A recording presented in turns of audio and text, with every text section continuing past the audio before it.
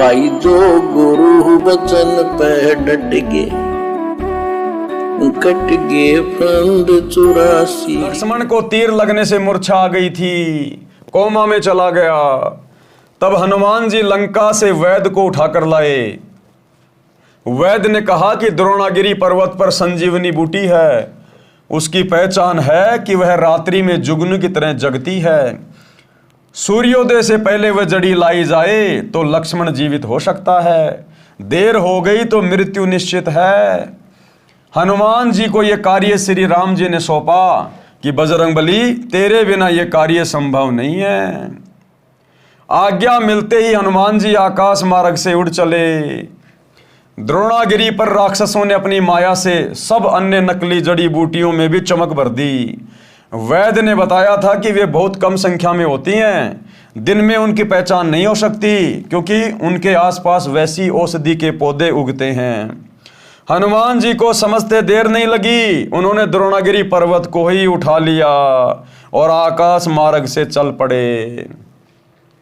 अब भाइयों और बहनों, हनुमान जी की इतनी औकात नहीं थी कि वो द्रोणागिरी पर्वत को उठा के और उड़ के भी चल पड़े। अब द्रोणागिरी पर्वत तो कई किलोमीटर लंबा, कई किलोमीटर ऊंचा पहाड़, पत्थर, हनुमान जी बेचारा कैसे उठा लेगा उसको।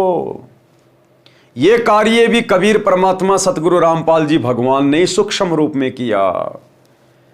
अब हम जो अखंड पाठ की वाणियां सुन रहे हैं, अमर वाणियां आदरणीय गरीबदास जी महाराज जी की, उन वाणियों में जिक्र आता है कि द्रोणागिरी पर्वत को सूक्ष्म रूप बनाकर हनुमान जी के हाथियों के ऊपर अपने हाथ किसने रखे।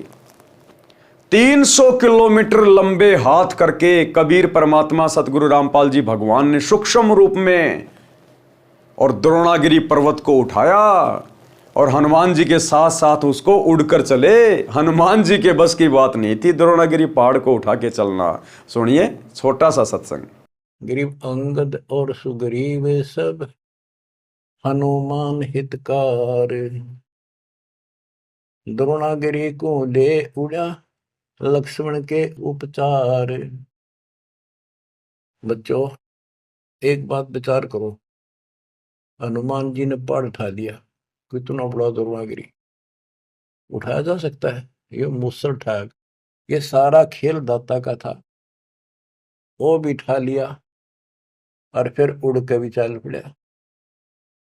हाय हाय करे करा वैसाइया, मन में लहर उठा, दादू सिर दर्जीव के आप बगल हो जा। तो भाई और बहनों, करे करावे साइया, मन में लहर उठा, दादू सिर दर्जीव के आप बगल हो जा। ना राम के बस की बात थी। अगर श्री रामचंद्र जी के बस की बात होती द्रोणागिरी पहाड़ को उठाना, तो हनुमान जी को नहीं सौंपता ये काम।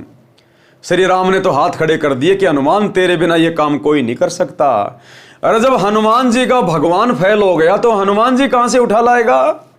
जब भगवान ने हाथ खड़े कर दिए तो भगत कैसे उठा लाएगा द्रोणागिरी को? तो कबीर परमात्मा सतगुरु रामपाल जी भगवान ने इन आत्माओं के सर्व कार्य सिद्ध किए। सर्व कार्य भाई जो गुरु वचन पे डट गे, कट गे फंद 84 के, कट गे फंद 84 के, कट गे फंद 84।